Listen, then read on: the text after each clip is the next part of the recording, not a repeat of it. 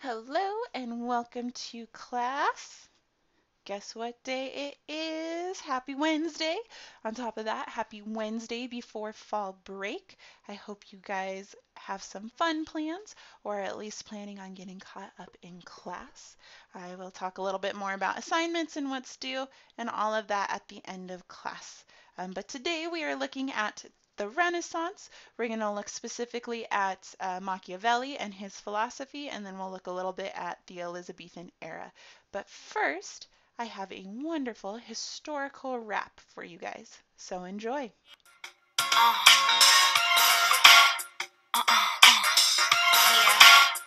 it's the Renaissance. Uh-oh. There's so little art in the dark age. Just a couple jokers like in a card game.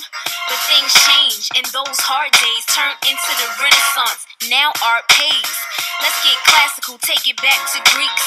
We're smarter now, we're practically geeks. The Medici family will pay you mad doubloons if you paint something that doesn't look like a cartoon. So we add perspective, paint in 3D. Make the background small, it's easy. Raphael, Michelangelo, Leonardo da Vinci, and Donatello. Aren't those the Ninja Turtles? Yeah, that's it. But the Sistine Chapel didn't paint itself, kid. Mona Lisa smiles, that's so new. Scope Greek and Bible dudes in their birthdays. If you're sick of eating the same thing for lunch, stand up. Nobody's thinking cause it's cool to be dumb. Stand up. There's no art, just guns and greed. Stand up. You need a renaissance. Stand up. If you're sick of eating the same thing for lunch, stand up. Nobody's thinking cause it's cool to be dumb. Stand up. There's no art, just guns and greed. Stand up. You need a renaissance. Do you believe in magic? Like people used to. You get sick and you think God hates you. They didn't question what the priest told them until a couple of scientists got emboldened. They said, I won't take your word as the truth. If you want me to believe, you better show me some proof. Poof. This was the scientific revolution. How you like them apples like Isaac Newton? Now everybody thought God made the earth and put it in the center of the universe. Copernicus thought it was the sun at the center, like the gums at the center of a Hubble pop. Galileo's telescope proved the earth moved. The Pope said Galileo was a fool. Actually, the Pope couldn't handle the facts, cause science kinda gave him like a panic attack. If you're sick of eating the same thing for lunch, stand up. Nobody's thinking cause it's cool to be dumb. Stand up. There's no art, just guns and greed. Stand up. You need a renaissance. Stand up. If you're sick of eating the same thing for lunch, stand up. Nobody's thinking cause it's cool to be dumb. Stand up. There's no art, just guns and greed. Stand up. You need a renaissance. Stand up. Tell me, have you sinned? Yeah, like every day. Well, if you pay me lots of money, I can make it go away. That's what Catholics did, selling indulgences till a monk named Martin Luther wasn't feeling it. Wrote 95 theses and tacked them up. Said the church is too fat like a Reese's cup. We need to be more personal with Jesus. His friends protested, so they Protestants. Yeah, over in England we find Henry VIII with like 30 ladies that he wanted to date. Now you know how dads wanna play ball with their son. Well, his wife Catherine wasn't giving him one. So Henry asked the Pope, yo, can I get a divorce? But the Pope said, no, you gotta stay the course. What do you do if you're a king and your church says wait? Well, you start your own church if you Henry VIII. If you're sick of eating the same thing for lunch, stand up. Nobody's thinking cause it's cool to be dumb. Stand up. There's no art, just guns and greed. Stand up. You need a renaissance. Stand up. If you're sick of eating the same thing for lunch, stand up. Nobody's thinking cause it's cool to be dumb. Stand up. There's no art, just guns and greed. Stand up. You need a renaissance. Stand up. Welcome back. Hopefully that was informative for you. When we're looking at the Renaissance, it's important to remember that it's often taught as this moment of enlightenment, and they were in the Dark Ages and things were horrible and they weren't studying, and now they've learned and they care again and they're back to the wonderful philosophy and art of life. But it wasn't as cut and dry as that, right? Like they were still focusing on art, they were still learning things during the Dark Ages, they were still building things, but we do see during the Renaissance this focus that we saw back previously with the Greeks on philosophy and art in the day-to-day life. So today we're going to look at Machiavelli. He was one of the philosophers of the time, and he wrote The Prince. So Machiavelli is an Italian thinker and politician. He worked in the Florence government for a long time, but lost his job when the ruling family was forced out of power, which made him start to think about how government should operate. And this is where he starts to write. And he comes up with this idea of realism in politics, meaning how do politics really work in this world and not how could they work. So instead of looking at the best possible scenario, he's looking at what he believes is the real scenario. And he decides that it comes down to power. And he outlines these ideas in his book, The Prince. Okay, he rejects the idea that leaders can earn the right to rule by being morally good. So you don't get the right or the authority to be a leader because you are a good person. You get that authority because of power. You have it, you know how to keep it, and that is how you can rule a country. And he believes that this is important because if you don't have a powerful ruler, your country can't be secure or safe, no matter how good they are. So he believes that moral goodness is completely separate from authority to rule, that they have nothing to do with each other. You can be a powerful ruler who is morally good, or you can be a powerful ruler who is morally bad, and vice versa, like with a weak ruler, and it doesn't matter. Okay?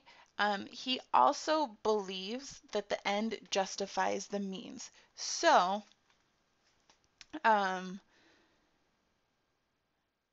meaning that the end or the goal of keeping power is most important, and that justifies the means in which you use to keep it. So a powerful ruler has to do anything to keep that power, even things that are evil or cruel. Um, So he really believes in the power of fear.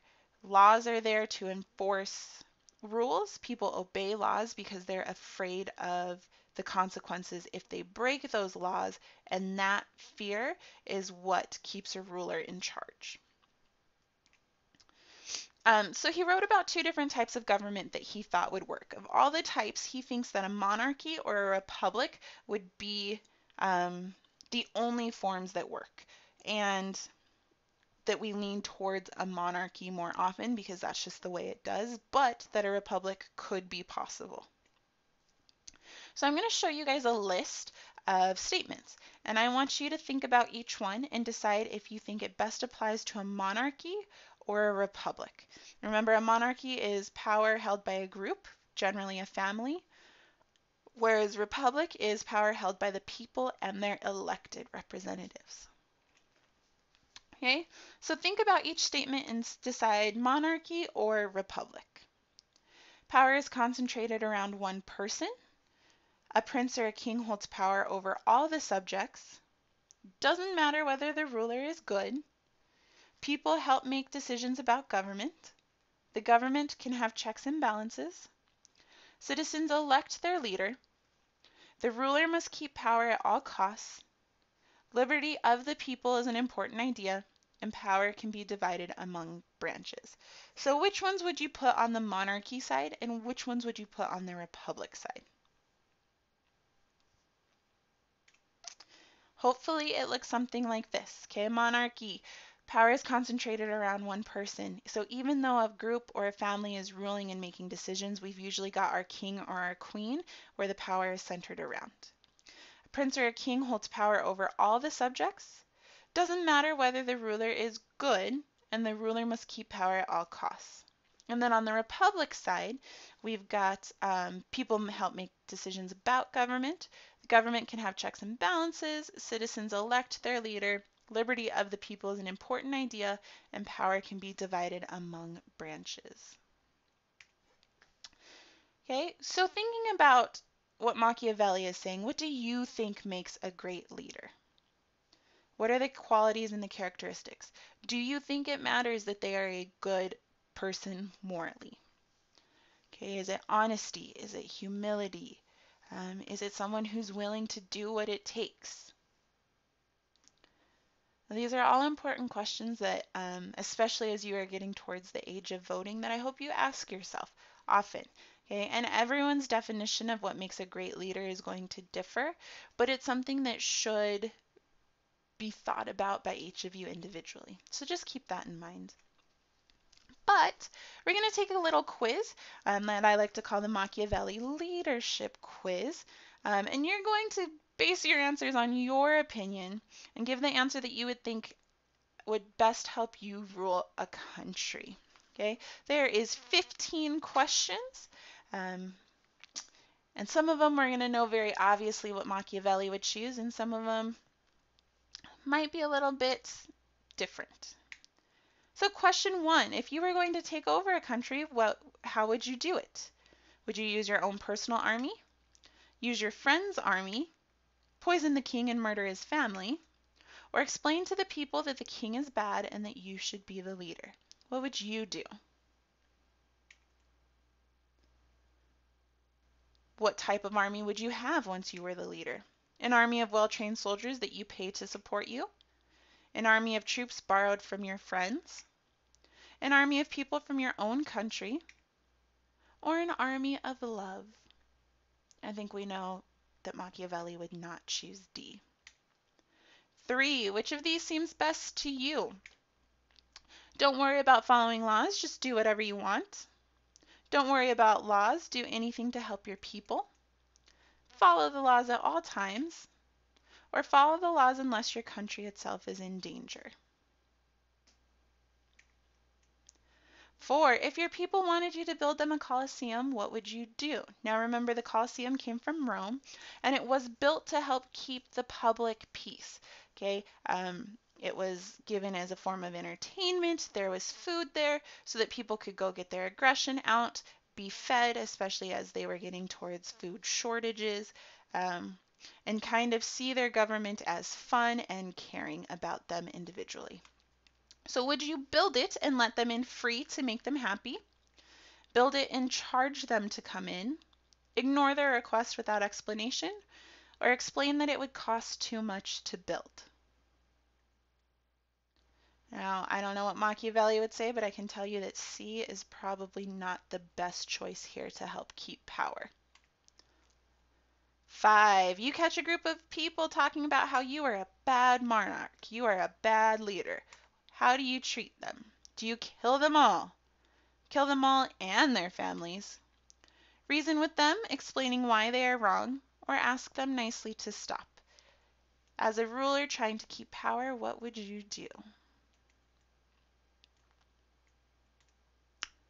All right, some governing tips from Machiavelli. He says it's best to have a family with a famous name because then you'll automatically impress people. So to help keep power, make a name for yourself.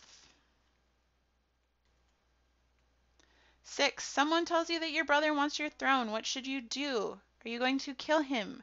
Trick him into telling you the truth? Ask him calmly what is going on? Or tell him who told you and then discuss the situation? Unfortunately, throughout history, we see A quite often.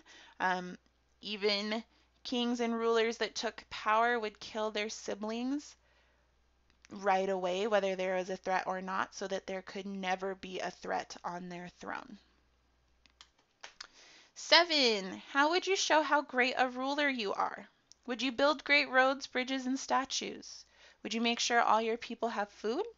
Would you build up your army and attack your most hated enemies? Or would you make all your people bow down when you walk by?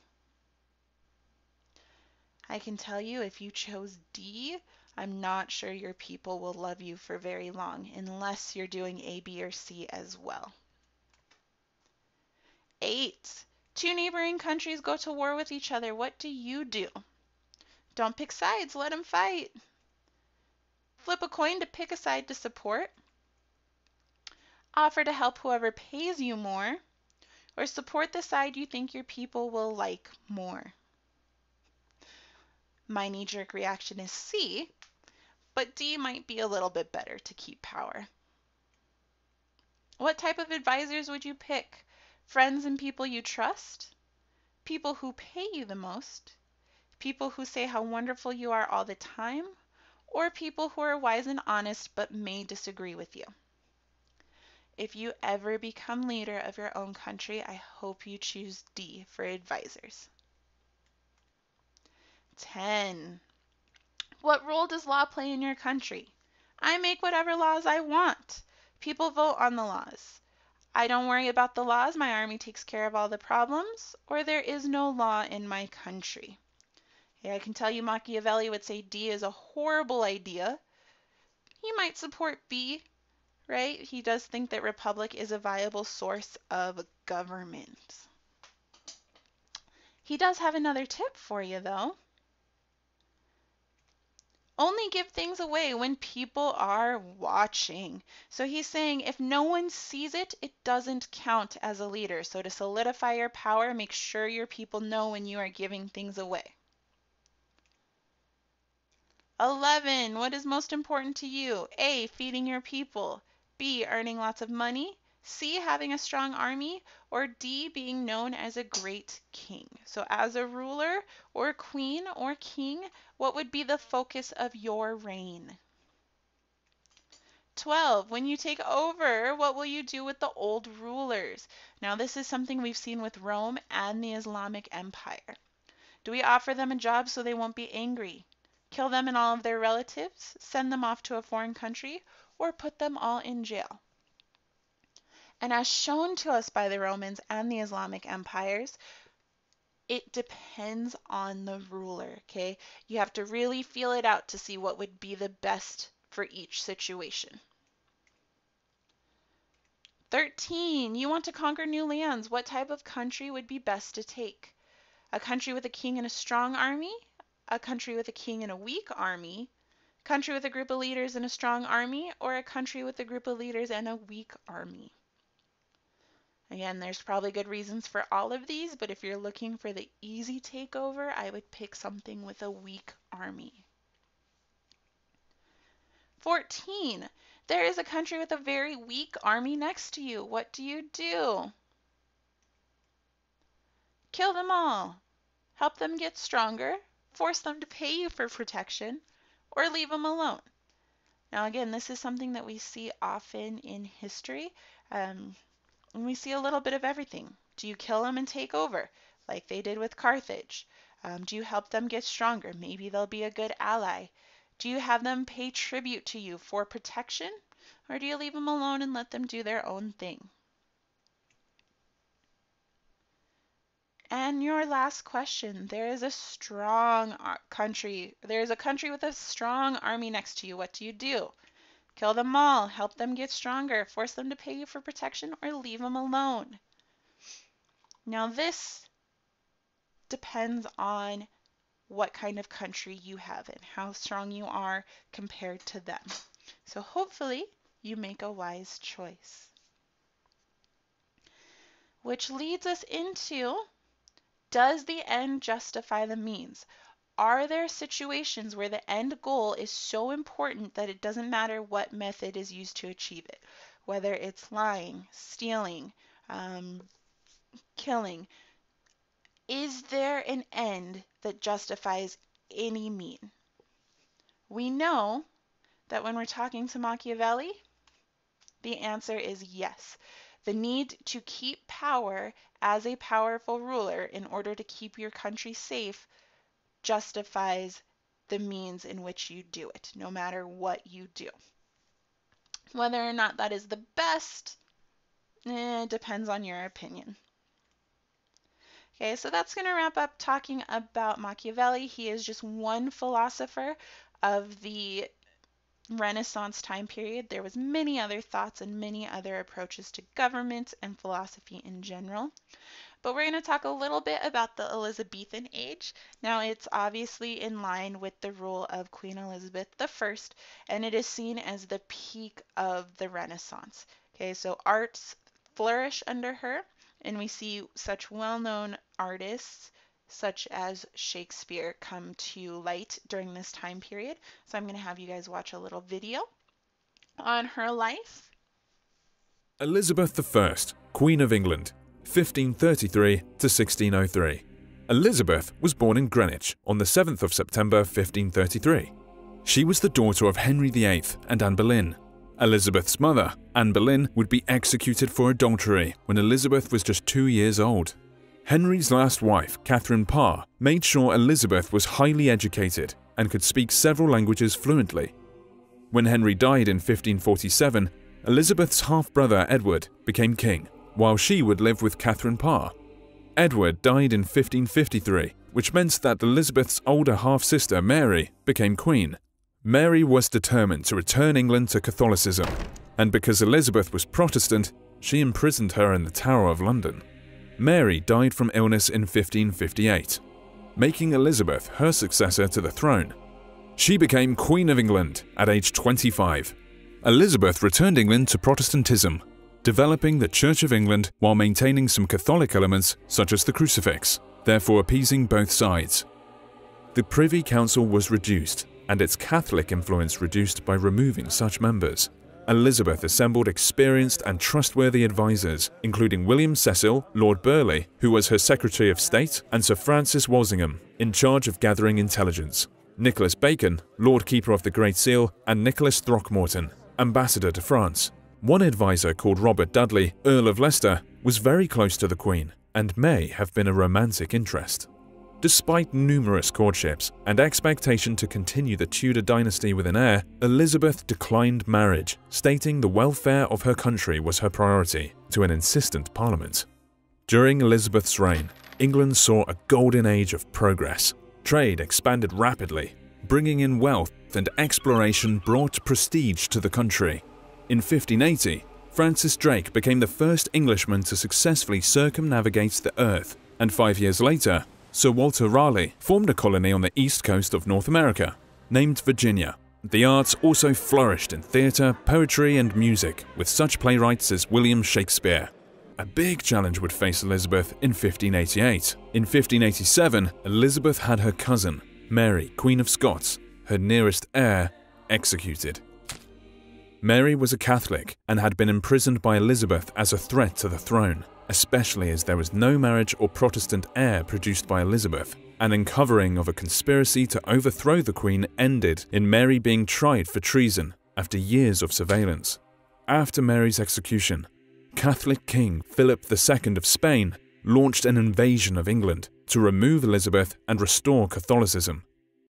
As he launched the Spanish Armada, Elizabeth made a speech to the English soldiers at Tilbury.